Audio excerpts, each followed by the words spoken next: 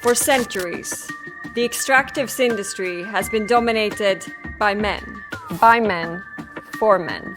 And often, it is the women that have felt the consequences. This is a high-grade special on gender equality in mining. In our sector, it's a chronic issue. Everybody says that's a woman thing, so that's brushed aside. I'm sorry to say, I may not be popular for saying it. They didn't take me very seriously. That can make you feel on the outside. The gender agenda is gaining momentum around the world. Is the mining industry finally taking notice? We ask all the difficult questions. Why is the gender gap in mining so wide? It's no secret that extractives have been behind the curve. The work environment, which has pretty much been determined by men for the last 100 years. It's very difficult for a woman to enter into that environment and not feel some degree of pressure to behave a little bit more like a man. Women often will be punished more if they fail. History aside, we continue to see in the extractive sector both structural and cultural barriers that we have to work together to break through.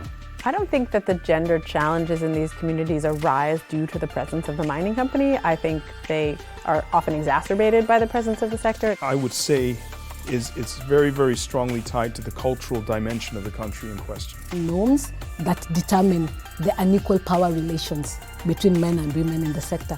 Are women somehow less suited for life in the extractives industry?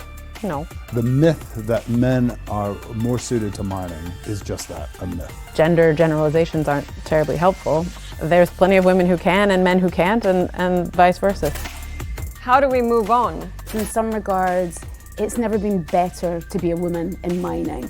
More and more women are coming into the industry. But what we don't have are women staying in the sector. It's not about targets, but rather it's about how do you change your policies and the way in which you recruit and look for a diverse set of skills and talent. I think the idea that we're going for a 50-50 split overly pits men and women against each other. We focus a lot on getting the numbers in there, but what we really need to be also looking at is how well are we being inclusive and participatory? If you look at what the mining industry has done with women, are they really in a position to social engineer when it comes to women in traditional communities? I think not.